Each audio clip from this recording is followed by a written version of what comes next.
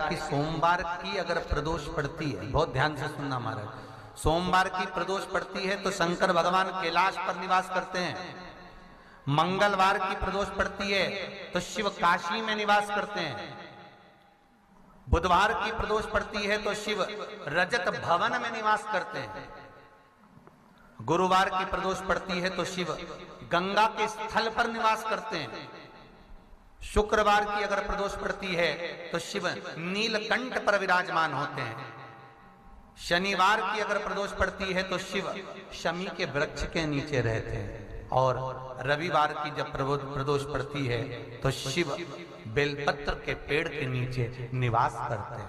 महाराज, ये एकादशी शंकर से कह रही है कि आपका स्थान ये नहीं कि आप कैलाश पर मिले, उस वार को, उस तिथि के दिन, उस अनुकूल।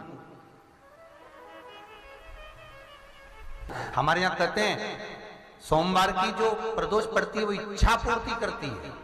मंगलवार की प्रदोष रोग से मुक्ति देती है। बुधवार की प्रदोष कामना की पूर्ति करती है। गुरुवार की प्रदोष शत्रुओं का नाश करती है। शुक्रवार की प्रदोष सुख और शांति देती है। शनिवार की प्रदोष संतान का सुख देती है। और रविवार की प्रदोष जो काम दुनिया में कोई नहीं कर सकता वो अचूक फल की प्राप्ति रविवार की प्रदोष करा देती है। महाराज, ऐसी प्रदोषों का नियम वर्णन किया चाहिए। भगवान कहते ठीक है, तू थोड़ी देर खड़ी हो। एकादशी सम्मुख खड़ी हुई। पार्वती जी ने जिस अंगुष्ठ का जल पीने के लिए लिया था हाथ में, बस पीने ही वाली थी, शंकर भगवान ने वही हाथ में जल लेकर एकादशी के हाथ में उसको देकर कहा, ले, ये मेरे द्वारा निर्मित एक व्रत है जिसे त्रयोदशी के दिन तूने मांगा है, मैं तुझे देता हूँ। आज इस व्रत का फल मैं तुझे प्रदान करता हूँ। अब तू जिस जीवात्मा को लेकर जाएगी उसका पाप प्रबल नहीं होगा।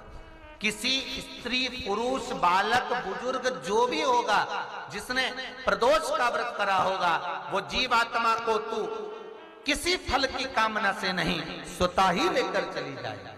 उसमें कोई कामना नहीं है। बन सके जीवन में 11 प्रदोष या 26 प्रदोष करने के बाद आप उसका उद्यापन कर विराम भी दे सकते। पर जीवन में एक बार प्रदोष का व्रत मौका मिले, जिस कामना से, जिस दिन का भाव आपके मन में आए कि मुझे रोग से मुक्ति पाना है तो ये प्रदोष मुझे करना है, मैं और रोग मुक्ति के लिए, हम मंगल, जो भी आपके मन में आ रहा है, संतान प्राप्ति के लिए शनिचरी प्रदोष, आप उसका स्मरण करें। फिर लिखा शिव महापुराण में, बड़ा सुंदर लिखा वेदव्यास जी ने, मान लो आप प्रदोष का व्रत नहीं कर सकते, आप अगर व्रत नहीं कर सकते तो प्रदोष के दिन, प्रदोष काल में शाम का समय, सूर्यास्त का कुछ पल, कुछ घड़ी के पहले से लेकर बाद तक का प्रदोष काल के अंतर्गत आप शंकर जी के मंदिर में जाकर 1 लोटा पानी, 5 बेलपत्र भी अगर समर्पित करते हैं तो संपूर्ण प्रदोष का फल आपके भाग्य में प्रबल हो जाए। शिव महापुराण में इस प्रयास करना, जब जब जिस महीने में जो प्रदोष पड़ा करे, जब प्रदोष पड़े, बन सके 1 बेलपत्र, बन सके 5 बेलपत्र, शमी पत्र, हरे मुंह,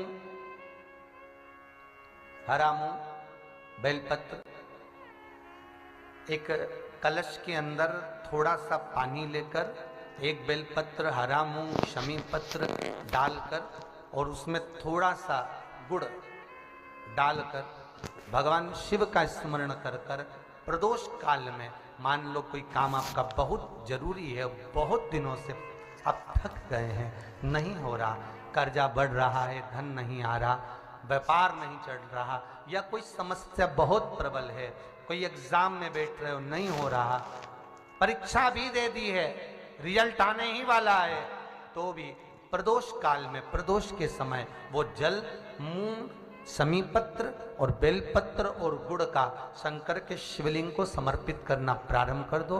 2 या 3 प्रदोष करोगे, बाबा आपकी मनोकामना शीघ्र पूर्ण कर देगा। 2 या 3 करोगे, बाबा करेगा।